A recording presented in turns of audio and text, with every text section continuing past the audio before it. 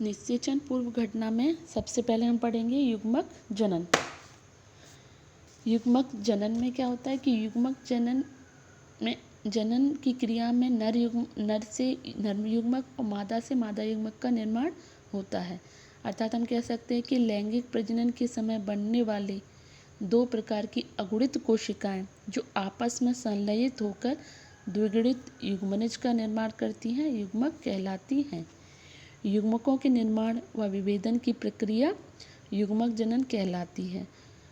युग्मक जनन दो प्रकार का हो सकता है, अंड जनन या शुक्राणु जनन। अंड जनन मादा में अंड जनन के द्वारा अंडाणु का निर्माण होता है और नर में शुक्राणु जनन के द्वारा शुक्राणु का निर्माण होता है। अंडाणु को मादा युग्मक और शुक्राणु को नर युग्मक कहते हैं। युग्मकों के व्यवहार, रचना और प्रकृति के आधार पर युग्मक 2 टाइप्स के होते हैं, समयुग्मकी और विषम युग्मकी। समयुग्मकी युग्मक फंजाई और शैवाल में आकृति एवं परिमाण में समान लेकिन क्रियात्मक रूप से भिन्न होते हैं। जिनमें युग्मक आकार की और परिमाण में समान होते हैं लेकिन क्रियात्मक रूप से भिन्न होते हैं, उन्हें समयुग्मकी युग्मक कहते हैं, जैसे यूलोथ्रिक्स, क्लेमाइडोमोनास, क्लैडोफोरा। विषम युग्मकी युग्मक अधिकांशतः जीवों में एक युग्मक बड़ा और दूसरा युग्मक छोटा और सक्रिय होता है। इसमें नर युग्मक सक्रिय एवं छोटा कशाभिकीय होता है, जबकि मादा युग्मक बड़ा, निष्क्रिय और अकशाभिकीय होता है। नर युग्मक को पुंमंड और मादा युग्मक को अंडाणु कहते हैं। शैवाल फ्यूकस में विषम युग्मक पाए जाते हैं। मनुष्य में भी विषम युग्मक पाए जाते हैं। नेक्स्ट, जीवों में लैंगिकता। लैंगिकता के आधार पर जीवों को 2 समूहों में बांटा गया, एकलिंगी जीव और द्विलिंगी जीव। तो एकलिंगी जीव वे जीव होते हैं जो एक प्रकार के युग्मक का निर्माण करते हैं। लैंगिक प्रजनन करने वाले अधिकांश जीव एकलिंगी होते हैं। एग्जाम्पल उच्च कशेरुकी जंतु, बिल्ली, तिलचट्टा, घोड़ा etc। उसी प्रकार द्विलिंगी जीव वे जीव होते हैं जो दोनों प्रकार के अर्थात नर और मादा दोनों प्रकार के युग्मकों का निर्माण एक ही जीव में होता है, उन्हें क्या बोलते हैं? द्विलिंगी जीव बोलते हैं। और एक लिंगी जीव में एक प्रकार के युग्मक का निर्माण होता है और द्विलिंगी जीव में दोनों प्रकार के युग्मक का निर्माण होता है। एग्जाम्पल केचुआ, टैपर etc। पादपों में युग्मक उत्पन्न करने वाले जीवों को निम्न स्थिति है। इन्हें हम क्या कहते हैं? एक लिंगाश्रयी और उभय लिंगाश्रयी। एक लिंगाश्रयी में जब पौधे में नर और मादा पुष्प या जनन अंग अलग अलग पौधे पर स्थित हों तब यह स्थिति एक लिंगाश्रयी होती है। अर्थात एक पौधे पर केवल एक ही प्रकार का युग्मक उत्पन्न हो, नर पौधे पर नर पुष्प और मादा पौधे पर मादा पुष्प उत्पन्न हो, तो ऐसे पौधों को बोलते हैं एक लिंगाश्रयी, जैसे पपीता, खजूर, साइकस।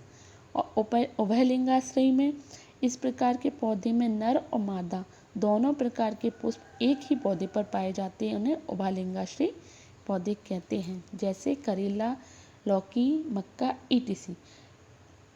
इसमें हम थोड़ा नोट याद रखिए, कभी MCQ में पूछ लिया जाता है कि कवकों में उभय लिंगाश्रयी के स्थान पर, कवकों में जो उभय लिंगाश्रयी होते हैं जिसमें नर और मादा युग्मक का निर्माण होता है, वहाँ हम उभय लिंगाश्रयी के स्थान पर समथैलेसी का प्रयोग करते हैं और कवकों में ही एक लिंगाश्रयी के स्थान पर हम विषमथैलेसी का प्रयोग करते हैं।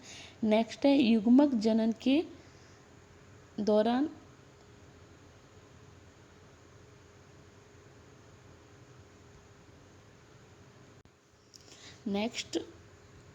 युग्मक जनन के दौरान कोशिका विभाजन। तो युग्मक जनन विषम युग्मकी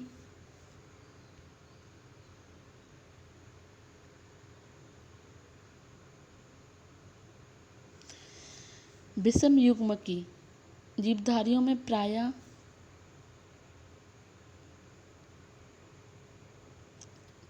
विषम युग्मक की जीवधारियों में प्रायः नर और मादा दो प्रकार के युग्मकों का निर्माण होता है। युग्मक जनन की क्रिया के फलस्वरूप निर्मित युग्मक हमेशा अगुणित होते हैं, जबकि जिस जनक से युग्मक का निर्माण हुआ है वो अगुणित भी हो सकता है और द्विगुणित भी हो सकता है। तो अगुणित जीव सामान्यतः समसूत्री विभाजन के द्वारा अपने ही समान गुणसूत्रों वाले संतति कोशिका या युग्मकों का निर्माण करते हैं। वे जनक जो अगुणित होते हैं उनसे जो युग्मक का निर्माण होता है वो समसूत्री विभाजन के द्वारा होता है। और वे जीव और द्विगुणित जीव अर्धसूत्री विभाजन द्वारा अगुणित युग्मकों का निर्माण करते हैं। द्विगुणित जीवों में अर्धसूत्री विभाजन के द्वारा युग्मक का निर्माण होता है। अर्धसूत्री विभाजन के अंत में गुणसूत्रों की संख्या आधी रह जाती है, अर्थात गुणसूत्रों का केवल एक सेट प्रत्येक युग्मक में निगमित होता है।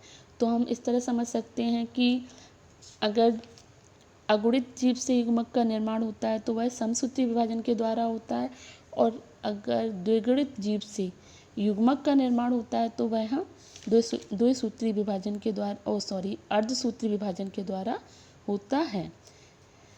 एग्जाम्पल है शैवाल, कवकों, ब्रायोफाइटा जीव प्रायः अगुणित होते हैं। जो शैवाल, कवक और ब्रायोफाइटा होते हैं ये अगुणित जीव होते हैं, अतः ऐसे इन जीवों से जो युग्मक का निर्माण होता है वह समसूत्री विभाजन के द्वारा होता है, जबकि टेरिडोफाइट, जिम्नोस्पर्म और एंजियोस्पर्म तथा अधिकांश जंतु और मनुष्य में युग्मक का निर्माण अर्धसूत्री विभाजन द्वारा होता है। अभी हम इसमें नेक्स्ट टॉपिक पढ़ेंगे युग्मक स्थानांतरण। युग्मक के बनने के बाद युग्मक का स्थानांतरण होता है। तो युग्मक स्थानांतरण युग्मक जनन तथा निषेचन की क्रिया के मध्य होने वाला एक महत्वपूर्ण प्रक्रम है। युग्मक स्थानांतरण कब होता है? युग्मक जनन तथा निषेचन की क्रिया के मध्य।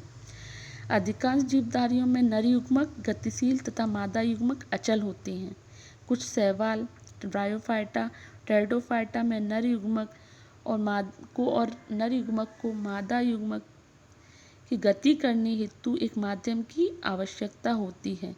इसी माध्यम के द्वारा गति कर नर युग्मक मादा युग्मक तक पहुंचता है। तो हम कह सकते हैं कि कुछ शैवाल है, ब्रायोफाइट है और टेरिडोफाइट में नर युग्मक को गति करने के लिए एक माध्यम की आवश्यकता होती है। इसी माध्यम के द्वारा नर युग्मक मादा युग्मक तक पहुंचता है। जिम्नोस्पर्म और एंजियोस्पर्म में कोमल नर युग्मकों का वाहक कार्य करते हैं, परागकण द्वारा किया जाता है। जिम्नोस्पर्म और एंजियोस्पर्म में जो नर युग्मक मादा युग्मक का वाहक कार्य परागकणों द्वारा किया जाता है। परागकण परागकोश में उत्पन्न होते हैं तथा निषेचन संपन्न करने से पहले ही परागकण वर्तिकार्क में स्थानांतरित हो जाते हैं। ठीक है, जो आप नेक्स्ट चैप्टर में पढ़ोगे। तो मटर में परागकण वर्तिकार्क पर स्थानांतरण सरल होता है, क्योंकि इसमें क्या होता है? स्वनिषेचन होता है। जंतुओं में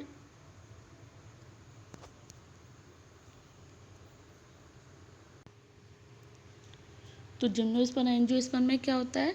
परागकणों के द्वारा होता है। परागकण परागकोश में बनते हैं तथा निषेचन संपन्न होने से पहले वर्तिकार्क तक पहुंच जाते हैं। ठीक है, और जंतुओं में युग्मक स्थानांतरण की प्रक्रिया भिन्न होती है। नर और मादा युग्मकों का निर्माण अधिकांशतः जंतुओं में नर और मादा जंतुओं में होता है। जो जंतुओं में नर युग्मक स्थानांतरण की क्रिया होती है वह क्या अलग होती है, भिन्न प्रकार की होती है, क्योंकि नर जंतुओं में नर युग्मक का और मादा जंतुओं में मादा युग्मक का निर्माण होता है। अभी हम नेक्स्ट टॉपिक पढ़ेंगे फर्टिलाइजेशन या निषेचन। तो निषेचन में हम क्या पढ़ेंगे कि इस क्रिया में नर और मादा युग्मकों का संलयन होता है, जिसके फलस्वरूप द्विगुणित युग्मनज का निर्माण होता है। इसे सिनगैमी या युग्मक संलयन क्रिया कहते हैं। निषेचन में नर युग्मक और मादा युग्मकों का संलयन होता है। इस क्रिया को सिनगैमी या युग्मक संलयन की क्रिया कहते हैं। निषेचन में एक टॉपिक है अनिषेक जनन। अनिषेक जनन क्या होता है? तो अनिषेक जनन अंड कोशिका का बिना निषेचित हुए युग्मनज तथा नए जीव में विकसित होना अनिषेक जनन कहलाता है। तो अंड कोशिका मतलब मादा युग्मक, ओके। तो अंड कोशिका या मादा युग्मक का बिना निषेचित हुए युग्मनज तथा नए जीव में विकसित होना क्या कहलाता है? अनिषेक जनन कहलाता है। जैसे हमने पहले पढ़ा था कि नर युग्मक और मादा युग्मक का संयुग्मन होता है फिर युग्मनज बनता है, लेकिन अनिषेक जनन में अंड कोशिका या अंड युग्मक या मादा युग्मक का बिना निषेचन हुए युग्मनज में बदलना और नए जीव का विकसित होना क्या कहलाता है? अनिषेक जनन कहलाता है। इस प्रकार के जीव कैसे होते हैं? अगुणित होते हैं। क्यों? क्योंकि यह अंड कोशिका भी अगुणित है और उसका संयुग्मन नहीं हुआ है नर युग्मक से, तो यह द्विगुणित तो होगी नहीं, क्योंकि अंड कोशिका बिना निषेचित हुए ही युग्मनज में बदल जाती है या युग्मनज तथा नए जीव का विकास करती है। तो इससे जो जीव उत्पन्न होगा वो कैसा होगा? अगुणित होगा। इसके एग्जाम्पल हैं रोटिफर्स, क्रस्टेशियंस, एनिलिडा मधुमक्खी और कुछ छिपकलियाँ।